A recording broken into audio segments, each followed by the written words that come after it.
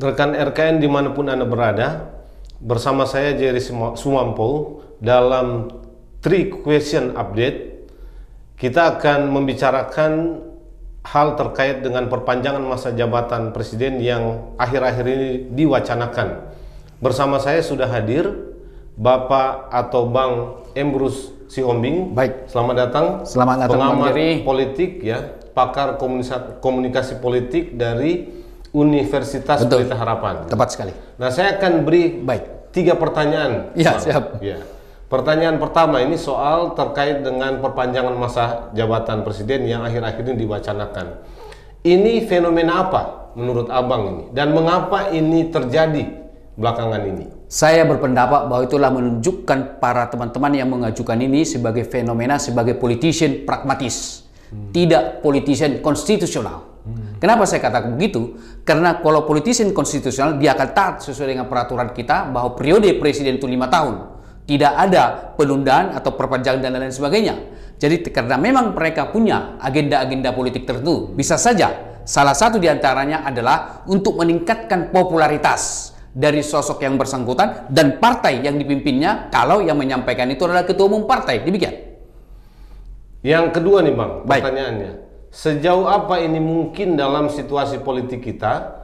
Karena dia punya akibat-akibat yang lain. Kira-kira seperti apa juga akibatnya? Baik, saya berpendapat bahwa itu kecil kemungkinan terjadi perpanjangan tersebut. Alasan saya sederhana. Berita terakhir hari ini saya membaca bahwa Bapak Presiden secara implisit mengatakan bahwa tidak setuju dengan wacana-wacana semacam ini.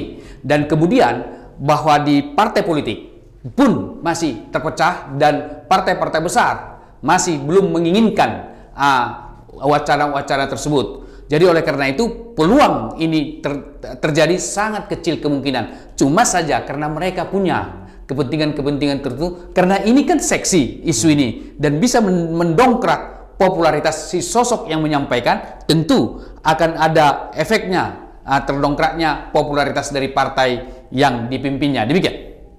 Nah, ini pertanyaan yang ketiga. Baik. Pertanyaan yang terakhir.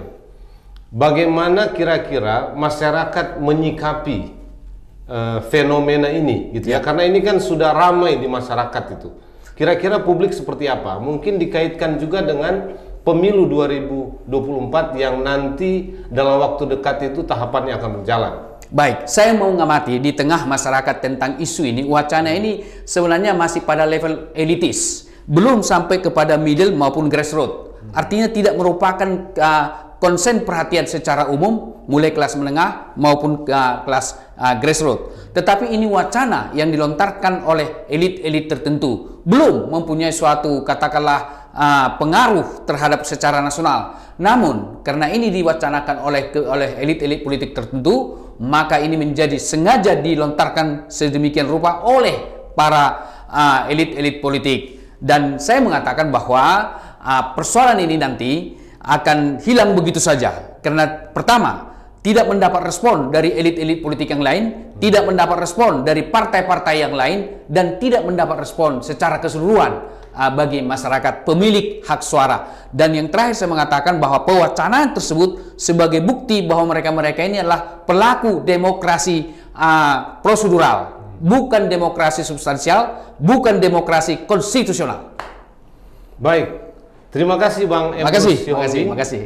Rekan RKN dimanapun Anda berada, demikianlah 3 Question Update bersama saya Jerry Sumampo. Jika Anda ingin memberi komentar, catatan, saran, atau gagasan terkait dengan isu ini, silakan memberikan catatan itu di dalam kolom komentar yang tersedia.